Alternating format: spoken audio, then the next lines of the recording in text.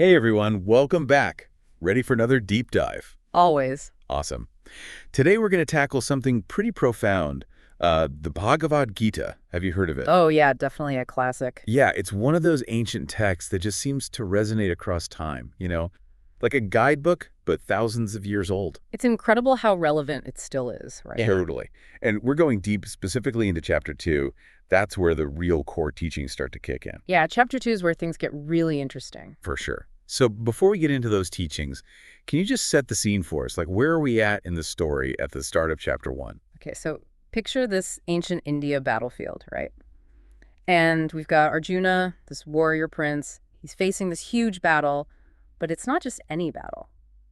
Okay. Sounds intense already. It is. He's actually about to fight against his own family. Oh, wow. Talk about a dilemma. Right. Talk about inner conflict. Yeah. Duty pulling him one way, love for his family pulling him the other. It's that classic human struggle, isn't it? I mean, we've all felt that tension between what we feel we should do and what our heart is telling us. Absolutely. And that's what makes the Gita so powerful. It speaks to these universal human experiences, these challenges we all face, no matter what time period we live in. Okay, so we've got Arjuna in this impossible situation. What happens next? How does the Gita start to guide us through this kind of turmoil? Well, that's where Krishna comes in. Krishna. Okay, remind me who Krishna is again. So he's Arjuna's charioteer, but also his divine guide. And let me tell you, his entrance is impactful. Like, his very first question to Arjuna is like a lightning bolt, He asks, why grieve for what is not worthy of grief? Whoa, okay, that's a direct challenge right there, like cutting right through all the drama and angst. Exactly. It forces Arjuna and us as readers to confront our own perspectives on grief and loss. So what is worthy of grief, according to the Gita? What's the answer Krishna is pointing to? This is where that idea of the Atman comes in, the soul, which Krishna explains is completely different from our physical body. Okay, we hear a lot about the soul these days, but what's the Gita's take on it? The Gita says that the soul is eternal, it can't be destroyed. While the body, well, that's just temporary. So it's like we put so much emphasis on this physical world, the body, our appearance, all this temporary stuff, but the Gita is saying that's not the real us. Exactly. The real us is the soul, this eternal, indestructible essence. Okay, but how do we even wrap our minds around, like, how did Krishna explain this to Arjuna? He uses this great metaphor, think of changing clothes. Mm-hmm. We shed old clothes, get new ones, but we're still us, right? Yeah, makes sense. Krishna's saying it's the same with the soul. The body, it's like an outfit the soul wears for a while, then moves on to a new one. That's a really powerful image.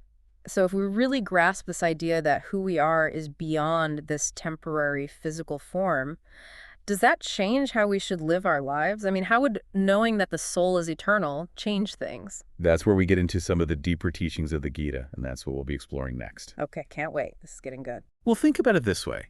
If we really understand that our true essence is this eternal soul, it kind of changes the whole game, right? How so? Well, it helps us to face those big fears, like the fear of death or loss. Because if the soul isn't bound by those things, then where does that leave our fear? Yeah, I see what you mean. Like, if we truly grasp the soul's permanence, then we're not so afraid of losing the temporary stuff. Exactly. But, okay, back to Arjuna on the battlefield. He's still got a tough decision to make, right? So how does knowing about the soul actually help him figure out what to do in that moment? That's where the concept of dharma comes in. Dharma. Yeah, you often hear it translated as duty, but it's much deeper than just blindly following rules. Okay, so it's more than just a checklist of things you're supposed to do. Right. Dharma is about righteous action, about understanding your unique place in the universe and what you're meant to contribute. So it's more about figuring out your role, your purpose, almost like a blueprint for your life. Yeah, kind of like that. And for Arjuna, his dharma as a warrior is tied to this battle. It's what's called dharma yuddha, which means a righteous battle. Okay, so he's got this duty to fight, but it goes against everything he believes in. How's he supposed to reconcile those two things? That's the struggle, isn't it? Yeah. But what Krishna is pointing out is that avoiding our dharma, even when it's hard or seems scary, only creates more suffering in the long run. So running away from our duty, even with good intentions, like Arjuna not wanting to hurt his family, it's not really a solution. Not really, no. Yeah. It might seem like the easier path, but ultimately it leads to more inner turmoil. And this is something we can all relate to, right? Oh, for sure. I mean, how often do we avoid things that are difficult or make us uncomfortable, even if we know deep down that we should probably face them head on. Totally. We all have those things we'd rather just avoid. Exactly. It's that human tendency to want to avoid pain. But the Gita is saying that true growth comes from facing those challenges head on. Okay, so if Arjuna can't run away from his duty, but it feels impossible to actually do it, what's the solution? What's the middle path here? This is where we get to one of the most powerful ideas in the Gita, karma yoga. Okay, karma yoga. I've heard that term before, but honestly, I'm not sure I really get it. What does it actually mean? Well, imagine putting in the effort, fulfilling your responsibilities, but without getting hung up on the outcome. Like Krishna says, you have a right to perform your duty, but not to the results of your actions. Whoa, okay. That's a mind-blowing concept. It's like saying you can control what you do, but not what happens as a result. How do you even wrap your head around that? It's not easy, that's for sure. But think of it like this. Have you ever gotten so absorbed in something, maybe a creative project or a hobby, that you completely lost track of time? Oh yeah, totally. Like when I'm editing audio, sometimes I get so in the zone that hours just fly by. Exactly. That's a glimpse of karma yoga in action. You're not thinking about the finished product. You're just enjoying the process itself.